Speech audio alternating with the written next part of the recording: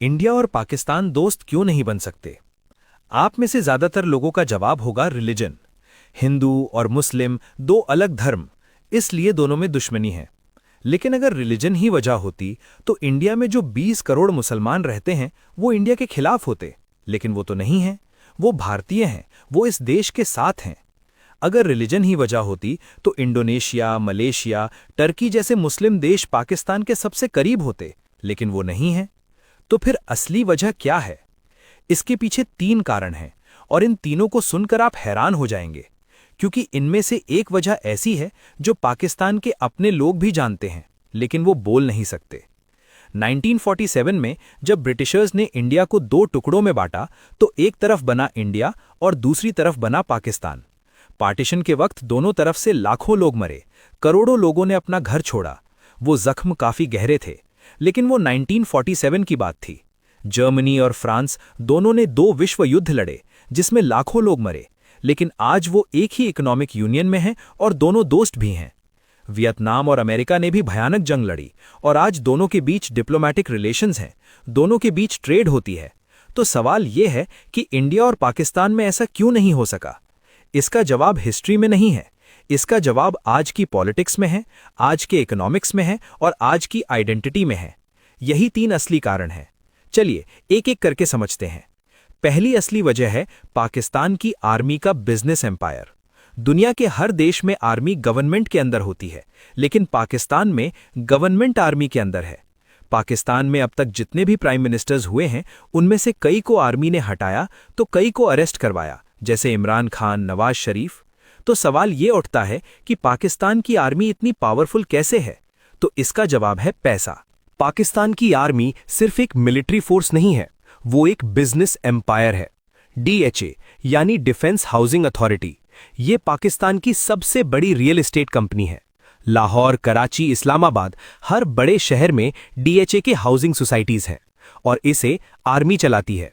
फौजी फाउंडेशन, ये पाकिस्तान की सबसे बड़ी इंडस्ट्रियल कॉन्ग्लोमरेट में से एक है, जो सीमेंट बनाती है, फर्टिलाइजर बनाती है, फूड प्रोडक्ट्स बनाती है, गैस स्टेशंस चलाती है और इसे भी आर्मी ही चलाती है।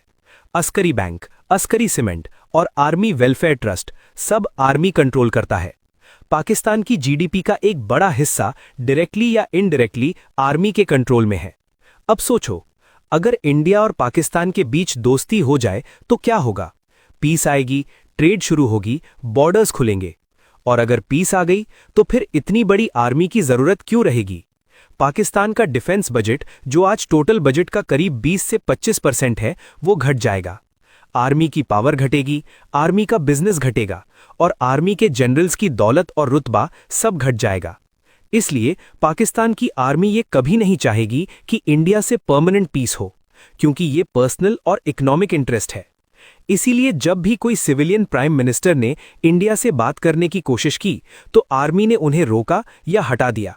नवाज शरीफ ने 1999 में लाहौर डिक्लेरेशन साइन किया, इंडिया से दोस्ती का हाथ बढ़ाया, जिसके कुछ महीनों बाद ही आर्मी ने कारगिल ऑपरेशन कर दिया और दोस्ती खत्म हो गई।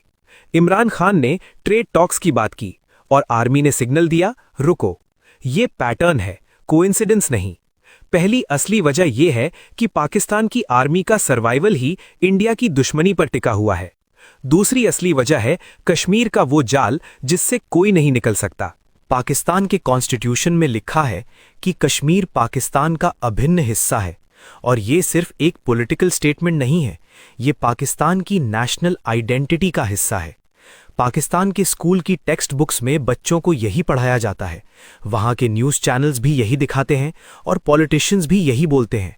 तो अब सोचो, अगर कोई पाकिस्तान का प्राइम मिनिस्टर कल उठकर कहे कि हम कश्मीर छोड़ते हैं और इंडिया से दोस्ती करते हैं, तो क्या होगा उसके साथ?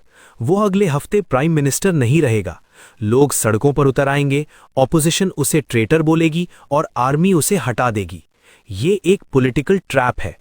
जिस नेता ने पाकिस्तान बनाया, जिन्ना ने, उन्होंने ही कश्मीर इशू को नेशनल प्राइड से जोड़ दिया और अब 77 साल बाद भी कोई पॉलिटिशियन इस ट्रैप से बाहर नहीं निकल सकता। इंडिया की तरफ से भी ये आसान नहीं है।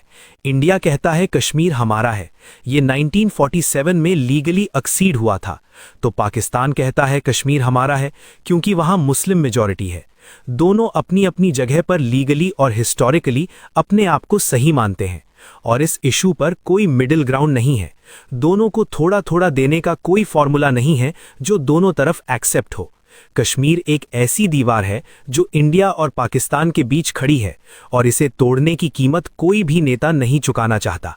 इसलिए हर बार जब भी पीस टॉक्स होती हैं वो कश्मीर पर आकर रुक जाती हैं। शिमला अग्रीमेंट रुक गया, आगरा समिट 2001 रुक गया, कॉम्पोजिट डायलॉग रुक गया।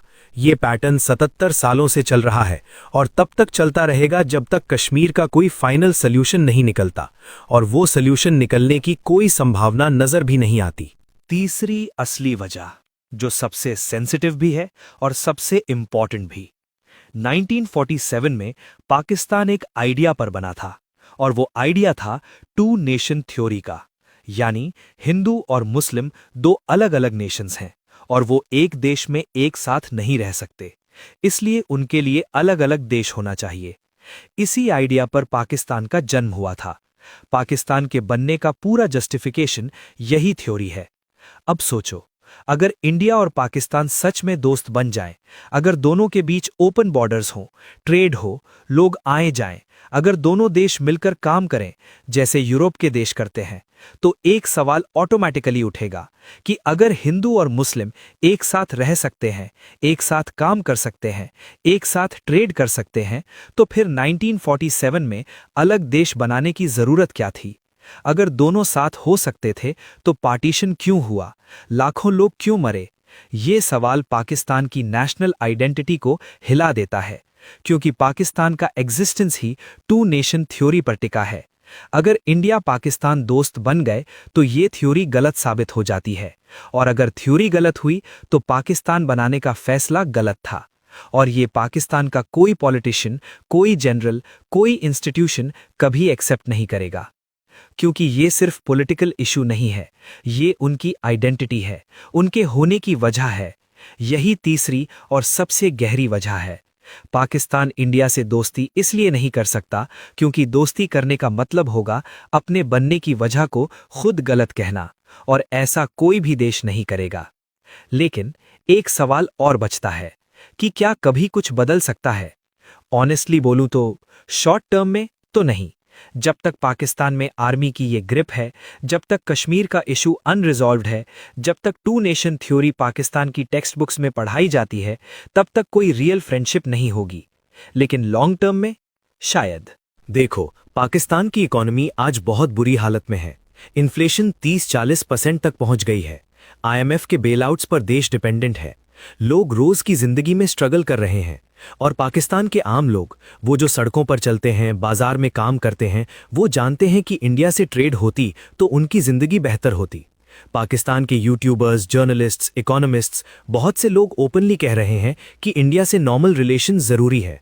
ये एक शिफ्ट है, छोटा है, स्लो है, लेकिन है।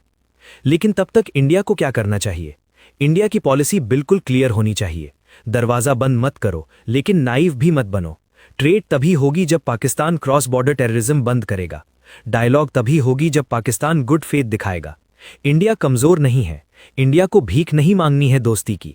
बात होगी तो बराबरी पर होगी या नहीं होगी। यही इंडिया की आज की फॉरेन पॉलिसी है, और यही सही भी है। तो कुल मिलाकर इंडिया और पाकिस्तान के बीच दोस्ती नहीं हो सकती इन 3 कारणों से। पहला, पाकिस्तान की आर्मी का पूरा पावर और बिजनेस इंडिया की दुश्मनी पर टिका है, पीस उनके इंटरेस्ट में नहीं है। दूसरा, कश्मीर एक ऐसा इशू है जिससे कोई पॉलिटिशियन बाहर नहीं निकल सकता, ये पॉलिटिकली इम्पॉसिबल है। तीसरा, पाकिस्तान की नेशनल आइडेंटिटी ही इस आइडिया पर बनी है कि हिंदू और मुस्लिम साथ नहीं रह सकते। इंडिया से दोस्ती उस आइडेंटिटी को खत्म कर देती है। ये रिलीजन की लड़ाई नहीं है, ये पावर की लड़ाई है, आइडेंटिटी की लड़ाई है, और सर्वाइवल की लड़ाई है। अब एक सवाल आपसे, कमेंट में बताओ सिर्फ एक वर्ड में कि क्या आपको लगता है कि इंडिया और पाकिस्तान कभी दोस्त बन सकते हैं? नीचे कमेंट करो। और जो लोग ये वीडियो पाकिस्तान से देख रहे हैं, उनसे भी यही सवाल है, मैं आपका जवाब भी सुनना चाहूंगा।